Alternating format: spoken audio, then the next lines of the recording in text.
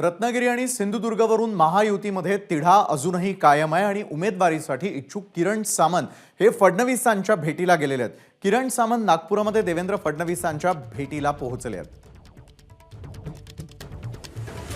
काल उदय सामंत आणि देवेंजी साहेबांची भेट झाली, त्या अनुषंगाने आज मला देवेंजी साहेबांनी भेटायला बोलवलं होतं, म्हणून मी आज नागपूरमध्ये आलो आहे। देवेंजी साहेबांची भेट घेऊन मी परत त्यांनी भेटायला बोलावलं, नेमकं काय विषय असणार आहे यावर?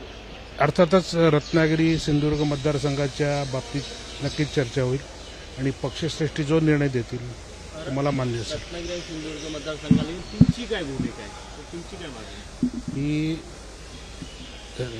शिवसेनेकडून धनुष्यबाण या निशाणीवरती 100% इच्छुक आहे आणि मला ही उमेदवारी मिळावी ह्याकरता विनंती करण्याकरता मी आज देवेंजींना भेटायला आलो। एबीपी माझा, उघडा डोळे बघा नीट।